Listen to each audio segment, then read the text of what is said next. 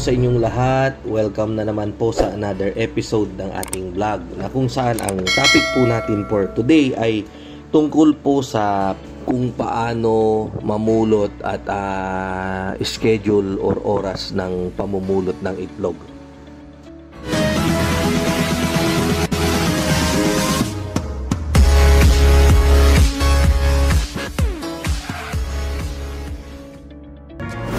So, nakapagpakain na po tayo, tapos na po tayong magpainom, tapos na po tayong magpakain sa umaga ng ating mga paitloging manok. Ayan, so, usually 6 AM po tayo nagpapakain at nagpapainom. So, depende po sa dami ng inyong mga alaga, dun din po nakabatay kung anong oras po tayo matatapos sa mga gawain na yan.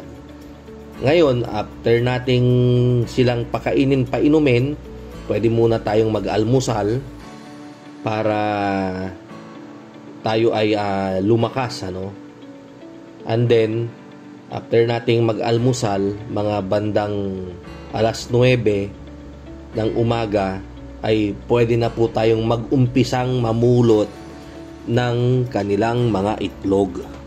Ayan. So, umpisa natin sa umaga, yung magpakain, magpainom, maglinis ng kanilang painuman. Ganon din sa kapaligiran, dyan sa inyong manukan. And then, mag-almusal muna tayo.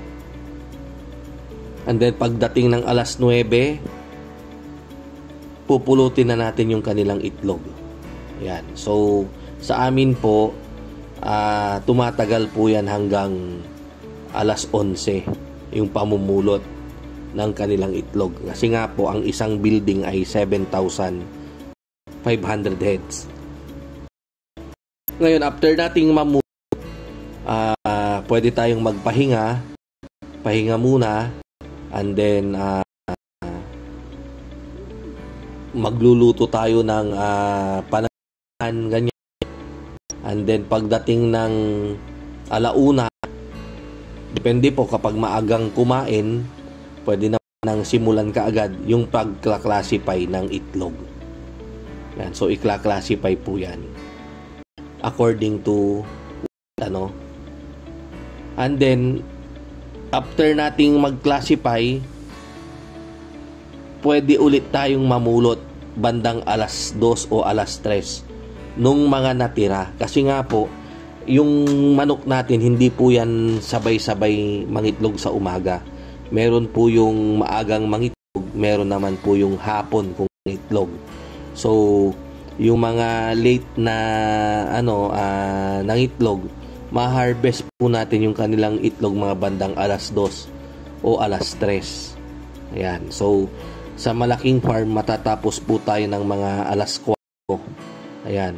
Pero kung mga backyard lang po, kahit na mamulot po kayo, dahil konti lang naman, kahit mga 4:00 po kayo mamulot. Ayan, para yung mga late pang mangitlog, may mga mangitlog pa kasi ng mga 3:30, 3:45. So, pasok po yan sa 4:00 na pamumulot ninyo. Ayan. At yung napulot ninyong itlog kaninang umaga, kaninang 9:00, isama nyo po yan, idagdag nyo dun sa mapupulot ninyo ng hapon, 4:00, 3:00 o 2:00. Isama nyo po yan at yan po yung production natin sa araw na. Ayan po. And then the following day, ganun na naman po, yung ma-harvest ninyo sa maghapon ay siya na namang production ninyo sa araw na yon.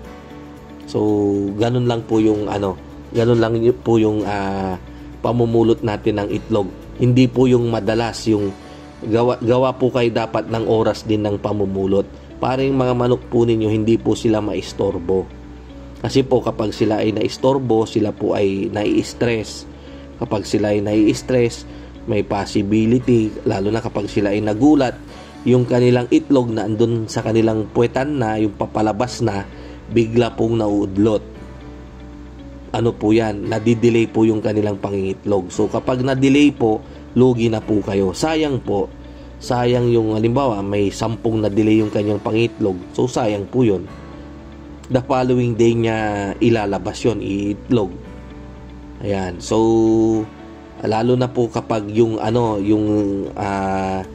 yung mamumulot din po hanggat maaari isa lang din yung tao lang na nag-aalaga dun sa manukan ninyo. Kasi po yung manok nakaka-recognize po yan. Ako nga po makita ninyo dun sa mga video natin na pumapalag yung mga manok kapag may bagong mukha. Parang ako pag ako doon, kilala nila ako na alam nila na hindi ako yung tagapakain doon. Alam nila na hindi ako yung regular na nagpupunta doon. So pumapalag po sila, na nagugulat po sila. Kaya ang mangyayari po noon, may stress po sila, mauudlot po yung kanilang pangingitlog. Kaya number 1 din po talaga hanggat maaari isa lang yung namumulot doon, yung talagang nag-aalaga sa kanila. And then bigyan nyo rin ng oras, hindi yung harvest siya ng alas 9, babalik na naman ng alas 11, babalik na naman ng alas 12. Gawin nyo na po lahat ng gusto nyong gawin, yung mga kailangan nyong gawin, magpakain, magpainom, mamulot ng itlog, and then magpakain ulit sa tanghali, and then mamulot ulit ng itlog sa hapon. Every time na matapos nyong gawin yon, ang gawin nyo po, isarado nyo yung pintuan para wala na pong makapasok. Kumbaga hindi na iistorbo yung mga manok ninyo sa kanilang pangingitlog. Yan. Sigurado po ako na very healthy yung inyong mga manok.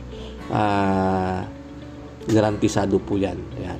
So sana nabigyan ko po kayo ng idea regarding po sa schedule at kung ilang beses kayong mamulot ng itlog. Yan. So mabuhay po tayong lahat at God bless us all.